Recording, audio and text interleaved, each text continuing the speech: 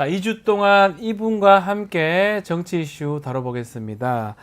자, 장윤천의 최강시사 코너 이름 제목 붙였어요. 장윤선 기자와 함께합니다. 안녕하십니까? 네, 안녕하십니까? 최강시사라고 예전에 이런 프로가 있었는데요. 예, KBS에 있었죠. 네. 제가 그 프로도 나가다가 잘렸고. 저도 나갔습니다. 나가다가 네. 잘리기도 하고 네. 진행자도 계속 바뀌면서 그러니까요. 결국 없어져 버렸습니다. 맞습니다. 네. 네, 이런 거 안 좋습니다. 네. 예. 좋은 프로그램은 네. 유지가 네, 돼야 됩니다. 유지를 좀 해야 되는데요. 네. 자, 2주 동안 좀 잘 부탁드리고 네. 사실은 자주 이렇게 봐서 그러니까요. 너무 익숙하고 네. 너무 좋습니다. 아, 일단 축하드립니다. 너무 늦었는데 네. 예, 이제 불러주셔가지고. 아유, 네. YTN 그만두고 네. 아침 방송이 처음이라. 아유, 감사합니다. YTN도 같이 했었는데요. 그렇습니다. 네. 네. 알겠습니다. 잘 부탁드리겠습니다. 자, 본격적인 얘기 좀 이어가겠습니다. 강복절 하면 특별사면 항상 특사 얘기가 좀 나오는데 네. 이번에 가장 관심 가는 사람이 김경수 전 그렇습니다. 경남도지사입니다. 예. 일단 사면 심사위에서 복권 결정을 했어요.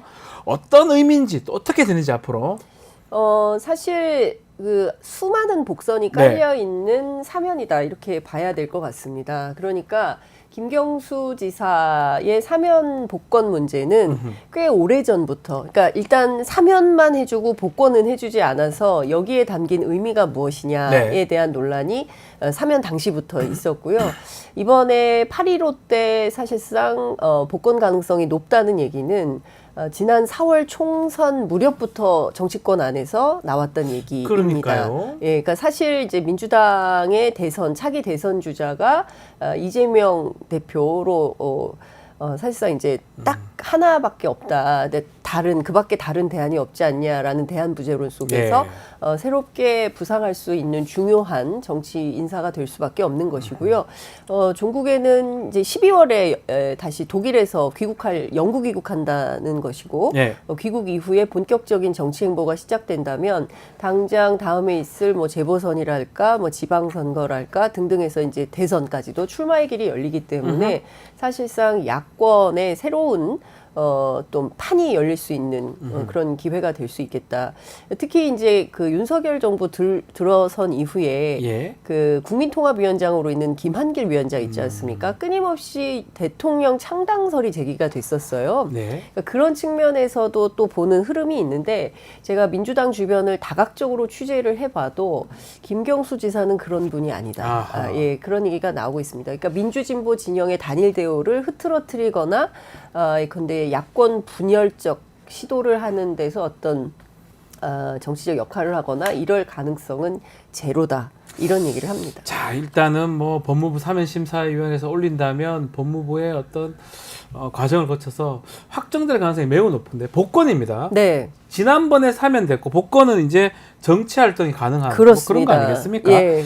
한편으로는 윤석열 정부가 야권의 분열 노리는 거다 이런 얘기도 있고 네. 또 민주당이 또 좀 분열할 수 있다 이런 얘기도 있는데 윤석열 정부가 노리는 것도 그런 게 맞다고 봐야 사실 됩니까? 그런 면이 있어 네. 보이죠. 그리고 저는 이런 면도 있다고 봅니다. 윤 대통령이 정말 좀 한동훈 대표도 진짜 싫어하는구나. 아주 제가 이제 초반에 말씀드린 것처럼 다층적인 복선이 깔린 여러 복권이다. 여러 복선. 예. 그러니까 야권 분열적 의도도 있을 것이고, 그리고 또 다른 측면에서는 대선판을 좀 흔들어야겠다라는 것도 있고, 그리고 이제 끊임없이 대통령 창당설이 나왔던 것은 한동훈 당이 됐을 때 네. 새로운 돌파구가 필요할 때 어떤 의지의 파트너로 생각하는 것은 아닌가라는 얘기까지도 나오는데 앞서 말씀드린 대로 네. 김경수 지사는 그런 분은 아니다라는 얘기가 이제 나오고 있기 때문에 여하튼 이번에 이제 그 복권 이후에 앞으로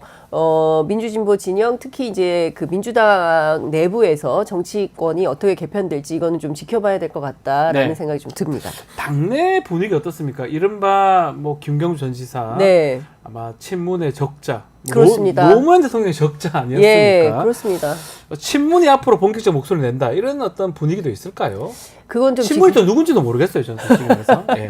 아니 근데 과거의 친문이 지금은 친명이고 뭐 이제 그런 분들도 있고 또 반대로 네. 사실 지난 총선 과정에서 공천이 탈락되거나 이랬던 그러니까 소위 문재인 정부 때 이제 주요 활동했던 분들 포함해서 뭐 새로미래에 가 계신 분들도 있고 다양한 이제 그 정치인들이 있는 것인데 이분들이 실제로 그 김경수 지사를 중심으로 해서 단일 대우로 다시 뭉치게 될지 아닐지에 대해서는 조금 지켜봐야 될 것 같은데 그런 흐름이 전혀 없는 것은 아니다. 아하. 예, 그리고 모색을 시작하는 분위기다. 움직임이 있다. 이런 말씀은 좀 드릴 수 있을 것 같습니다. 이 예. 복권되면 네. 지금 전당대회 하고 있는데 네. 영향을 미칠까요?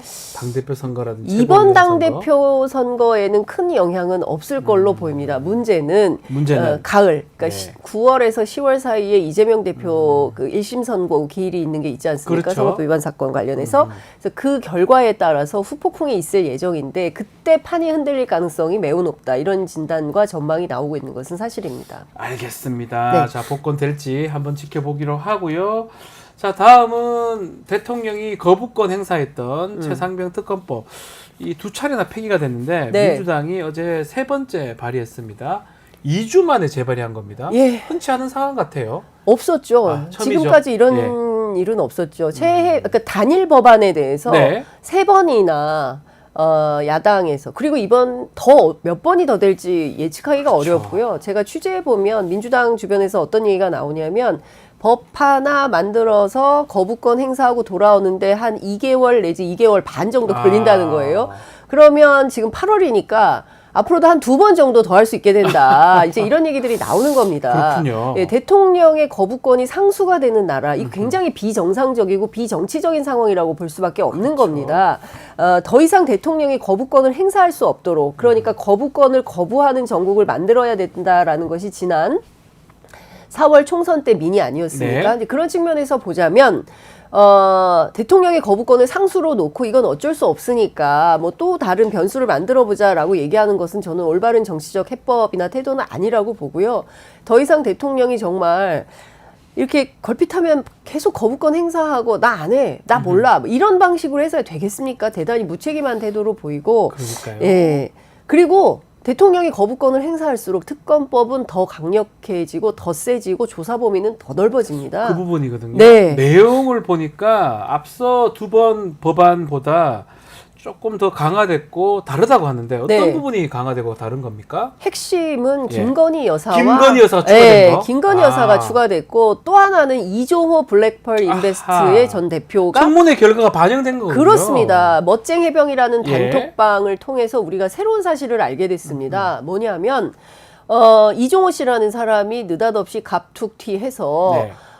그 임성근 내 사표 내지 말라 그랬어. 그렇죠. 내가 그 별세개 달아주려고 했었던 거거든. 삼성 장군 만들어야 되거든. 해병대 안에 사성 장군 나올 거야. 등등의 얘기들. 그리고 이제 최근에 조금 더 설명을 드리자면 백혜룡 경정의 어떤 그 세관 그렇죠. 마약 수사 외압 의혹 경찰 사건. 세관 문제. 예, 여기도 뭐 예. 그 조병로 경무관에 대해서 그 별두개 내가 달아주려고 이종호 씨가 예, 그랬죠? 했거든. 뭐 이런 등등이 나오지 않습니까? 그렇기 때문에 이종호 씨가 국정농단에 꼬리가 밟힌 거다라는 주장을 하는 분들이 정치권 안에 있습니다. 네. 그래서 이 이종호 의혹과 관련된 부분을 밝혀야 되는 게 핵심 이슈가 되고 있고요.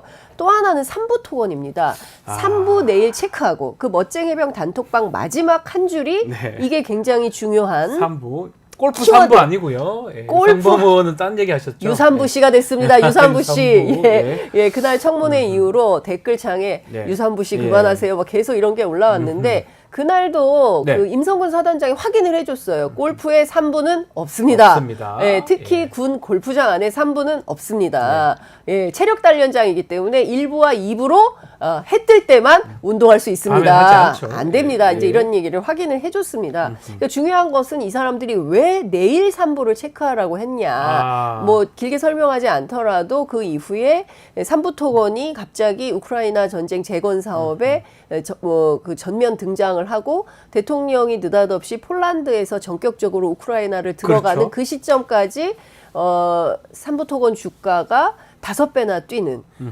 이런 사태가 왜 일어난 거냐.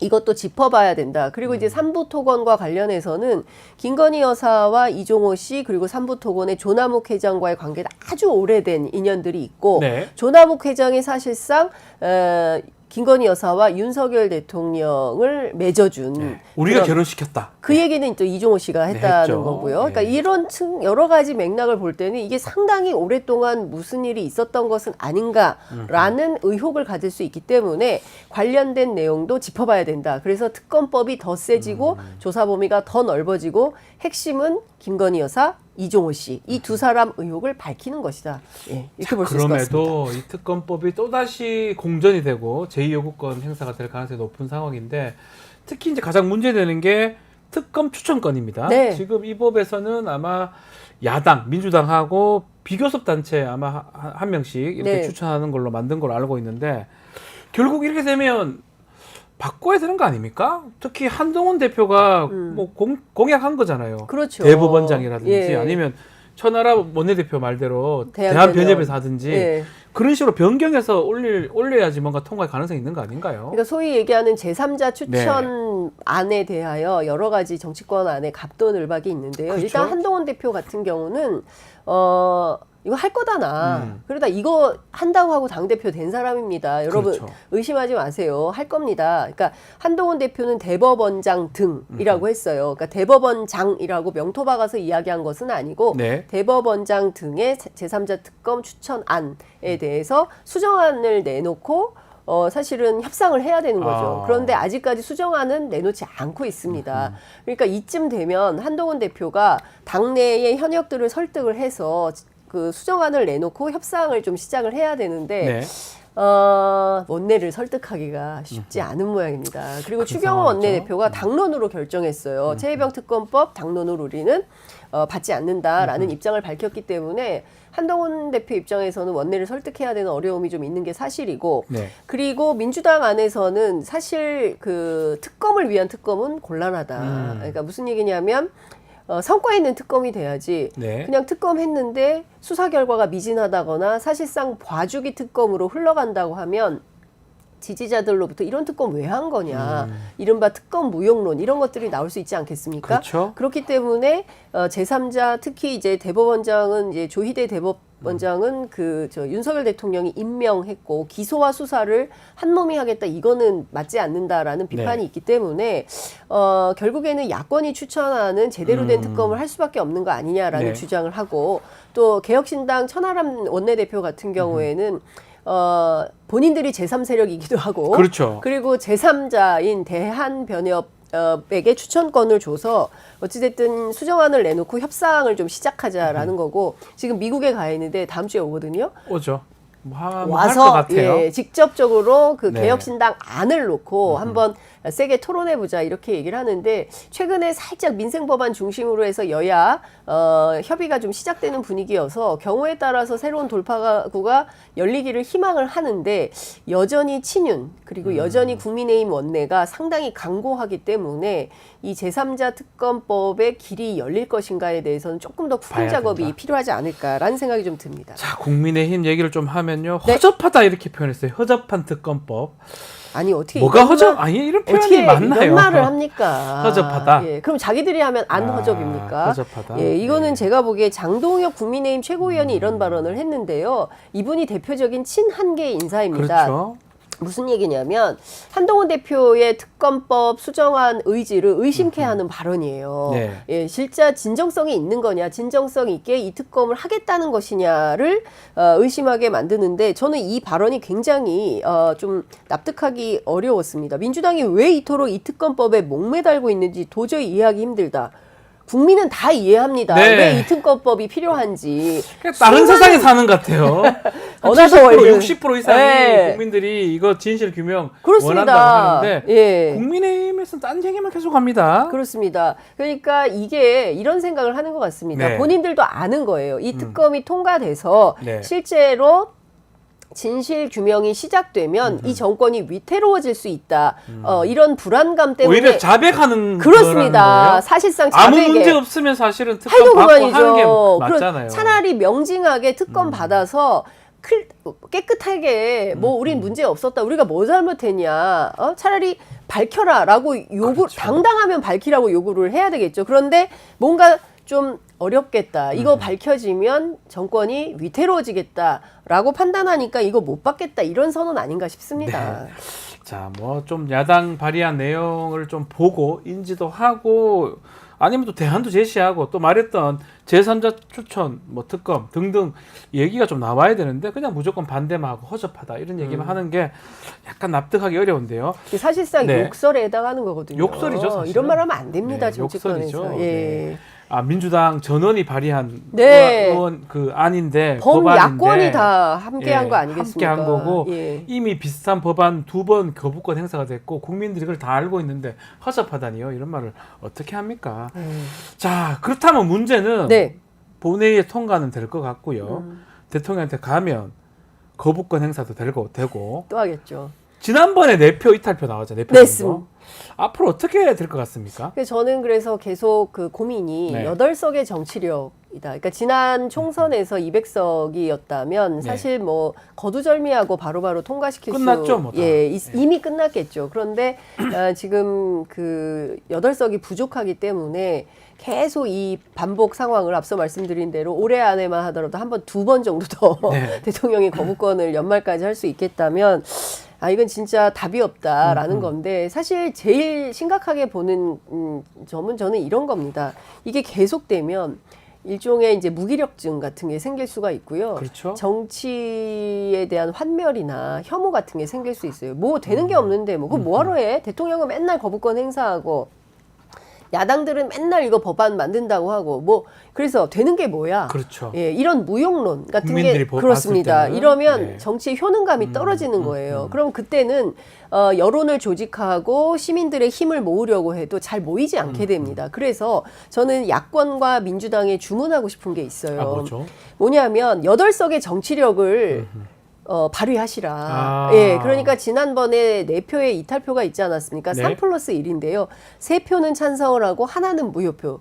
이 사람은 약간 세모인가 봐요. 네. 아직 한 발은 걸치고 무효? 한 발은 못 건너왔어요. 그래서 무효가 정말 몰라서 무효는 아니겠죠? 그렇죠. 그러니까 망설이고 애매한 있다. 거겠죠. 그러니까 점 찍었던가. 나머지 네. 한 발이 넘어오도록 해야 되고요. 그다음에 4표를 더 설득을 해야 되는데 네. 저는 이게 민주당과 범야권이 어떤 입장을 정하고 원칙을 흔들리지 않는 것도 이것도 되게 중요한데 네. 설득하는 힘이 있어야 됩니다. 이 법이 왜 필요한가? 그리고 실제로 삼부토건이나 이런 문제들을 김용남 전 정책위 의장 같은 분은 국민의힘 의원들 만나서 이런 네. 얘기를 하면 도이치모터스이 진짜 그러네. 이거 아. 진짜 만약에 도이치모터스 주가 조작 의혹 사건 같은 경우는 혼인 전에 있었던 일이다 하더라도 옛날 네. 일이라 하더라도 대통령 현직 중에 이런 일이 벌어졌다고 3부는 한다면 지금 현재 진행형 일 아닙니까? 그렇다면 이거 문제다. 조사가 돼야 되는 거 예, 아닌가요? 그렇다면 이거 국정농단 아니냐. 그래서 보수지의 젊은 기자들도 이거는 묵과하기 어렵다라는 얘기를 한다는 거거든요. 그렇죠. 그래서 제가 보기에는 설명하고 설득하고 특히 3부는 누구 거냐. 네. 3부는 누구 겁니까? 우리가 이명박 정부 때 다스는 누구 다스는 겁니까? 누구 거냐? 이 캠페인 하지 않았습니까? 예. 지금 필요한 캠페인이 이겁니다. 3부는 누구 겁니까? 네. 예, 이런 캠페인 전략을 가져가면서 국민의힘 한쪽 왼손으로는 끊임없이 설득하고 오른손으로는 끊임없이 3부는 누구 겁니까? 네. 국민 여론을 조직하고 국민들과 함께 대안을 만들어가는 이런 노력이 필요하다. 이 댓글 왜 웃으세요? 소개를 왜 자꾸 하면 안 될 웃으시- 것 같긴 한데 빨리 왜 그래요? 포토 그림님이 네. 설득이 되냐 그게 네. 이렇게 아니, 장윤선 근데- 기자님 그게 설득이 됩니까? 아니 말이 되냐? 이게 말처럼 쉽냐? 이렇게 예. 댓글 어렵죠. 주셨길래 어렵죠. 어렵습니다. 그러니까 그래서- 정치인 거예요. 그렇습니다. 그게 정치인 아무나 겁니다. 하죠. 예. 예. 아니 쉬우면 다 할 수 있죠. 그렇지만 어려운 일을 네. 뚫어내고 그게 리더십이고요. 그렇죠. 돌파력을 보여주는 게 그래야 사람들이 감동이 생기는 거거든요. 그렇죠. 그래야 사람들이 모이고 지지자가 늘어나고 민주당 지금 지지율 네. 조금 살짝 정책인데 지지율이 올라가고 또 투표율 지금 낮지 않습니까? 네. 투표율도 올라가고 뭐 이렇게 해서 정치가 뭔가 되는 그런 흐름을 쉬우면 그렇죠. 쉬우면 뭐 누구나 박지훈 할수 변호사도 있는 하고 거할수 저도 있는 하고 거죠. 다 할 수 있죠. 예. 근데 어렵습니다. 뭐 정치가 그때 어렵습니다. 200석 됐었으면 몰라도 안 된 바에는 그렇습니다. 정치력을 발휘하라 네. 이런 뜻으로 해석을 해야 된다. 네. 알겠습니다. 이 부분도 좀 잠깐 짚고 마무리를 하겠습니다. 자, DJ 사저, 동교동 사저 매각이 됐는데 이 매각을 두고 진실 공방으로 가는 모양새고요. 특히 김홍걸 전 의원 민주당한테 전화도 못 받았다. 또 건너가 김대중 재단 이사장한테 사전에 간단히 말하고 정리했다 이런 얘기도 있거든요. 네. 이게 민주당 입장에서는 이게 쉽게 이렇게 될 일이 아닌 것 같은데 어떻게 봐야 됩니까? 근데 제가 사실 네. 김홍걸 의원한테 이 상속세 문제를 몇 년 전부터 들었어요. 아. 그러니까 이분이 이 상속세에 대해서 고민한 게 어제 오늘 일은 아니에요. 부담이 있긴 있군요. 예. 그런데 이제 그 이희호 여사의 유일한 아들이기 때문에 네. 이 본인이 이제 이 재산을 이제 상속받으려고 애를 썼고 결국에는 상속을 받았잖아요. 그러면은 관련돼서 그 유지를 좀 이어나가고 사실 대한민국에서 김대중 전 대통령은 대한민국 민주주의 역사에서 정말 그 영웅 매우 중요하고 매우 해당하는 분입니다. 예, 맞습니다. 예, 그 예. 대한민국에서 그 지방자치 제도를 처음 뭐 단식까지 하면서 열었고요. 그리고 그동안 뭐 박정희 정권 독재하고 싸운 민주주의 어떤 그 아버지 역할 했다고 저는 정말 생각을 하거든요. 네. 그런 측면에서 보자면 아들이기 때문에 더욱더 좀 그런 뭐 사사로운 어떤 재산 뭐 이런 걸 넘어서서 좀 그런 차원에서 결정이 좀 필요했던 것은 아닌가. 그리고 또 이게 커피숍에 판매를 했더라고요. 그렇죠. 커피숍 업자한테 팔았어요. 지금. 저는 그게 참 많이 안타까웠습니다. 이게 예. 맞는지 예. 그거를 그렇게 활용하는 게 맞는지 뭐 무료로 할 수 있다고 하긴 하지만. 근데 뭐 돈을 받는다는 거잖아요. 예, 그 커피숍은 업자. 받고 옆에 예, 이제 예. 그거는 이제 무료로 뭐 이렇게 하겠다 뭐 이런 하다는 얘기를 건데 하더라고요.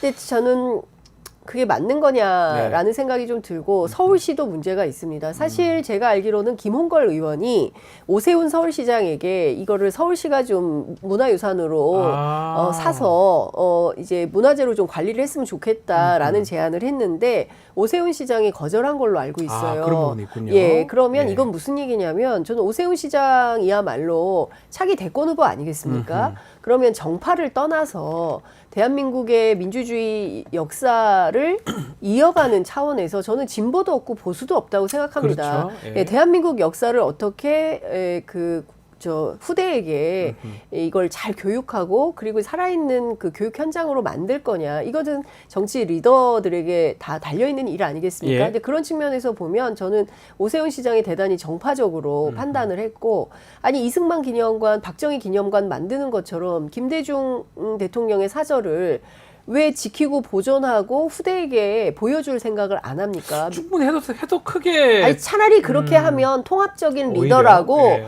본인의 대권 가도에 훨씬 더 중요한 길이 열릴 수 있었는데 저는 그런 측면에서 보면 오판하고 실기하고 잘못된 선택을 했다. 오세훈 시장이 참 잘못했다 이런 생각이 좀 듭니다. 앞으로 어째 되는 겁니까? 일단은 매각은 했고 뭐 계약을 아마 했을 것 같아요. 뭐 되팔 이분이 재매각하지 않는 이상은 그렇죠. 어려워요. 이 상황이 지금 또 김홍걸 전 의원 입장에서는 부채도 많고 상속세 내야 되니까 자기는 방법이 없다. 민주당한테 서운하다. 이런 말씀도 하시고 있거든요.